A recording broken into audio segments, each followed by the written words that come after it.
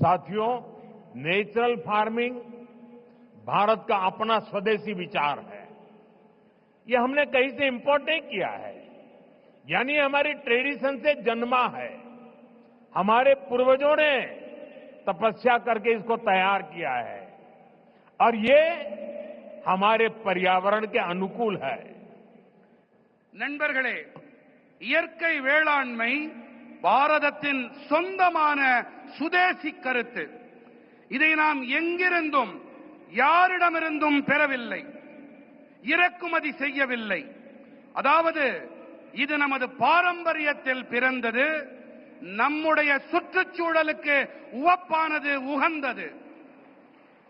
मुझे खुशी है कि दक्षिण भारत के किसान प्राकृतिक खेती की परंपराओं जैसे पंचगव्य, जीवामृत, बीजामृत, आच्छादन आदि को निरंतर अपनाए हुए हैं।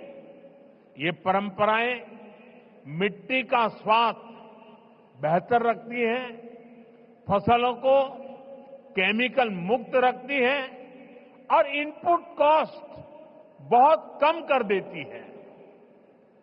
தென்னிந்தியாவின் விவசாயிகள் இயற்கை வழி வேளாண்மையின் பாரம்பரியங்களான பஞ்சகவ்யம், ஜீவாமிர்தம், பீஜாமிர்தம், ஆச்சாதன் போன்றவற்றை நிரந்தரமாக உள்வாங்கிக் கொண்டிருக்கின்றார்கள் என்பது எனக்கு மட்டற்ற மகிழ்ச்சியை அளிக்கிறது. साथियों, नेचुरल फार्मिंग के साथ हम अगर श्री अन्न मिलेट्स की पैदावार जोड़ते हैं तो ये भी धरती मां की रक्षा में अहम भूमिका निभाते हैं। நண்பர்களே, இயற்கை வேளாண்மையோடு கூடவே நாம் ஸ்ரீ அன்னம், அதாவது சிறுதானியங்கள் பயிர் செய்வதையும் இணைக்க வேண்டும்.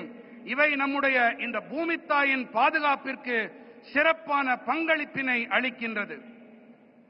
तमिलनाडु में तो भगवान मुरुगन को शहद और श्री अन्न से बने तेनम तिनई मावुम उसका भोग लगाया जाता है।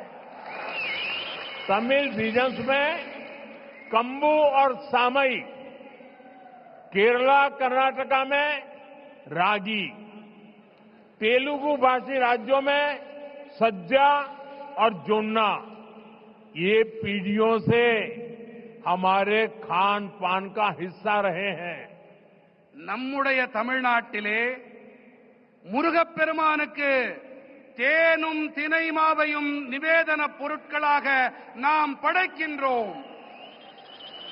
தமிழ்நாட்டிலே கம்பும் சாமையும், கேரளத்திலே ராகி, தெலுங்கு பேசும் பகுதிகளிலே சஜ்ஜா மற்றும் ஜொன்னா ஆகியவை பல தலைமுறைகளாக நம்முடைய உணவு பழக்கத்தோடு ஒன்று கலந்தவை. हमारी सरकार का प्रयास है कि हमारा ये सुपर फूड दुनिया भर के बाजारों तक पहुंचे और वैश्विक बाजार में इनकी पहुंच बढ़ाने में natural farming, chemical free farming को भी, इसकी भी बहुत बड़ी भूमिका है। इसलिए मैं समझता हूं इस समिट में इससे जुड़े प्रयासों पर भी अवश्य चर्चा होनी चाहिए।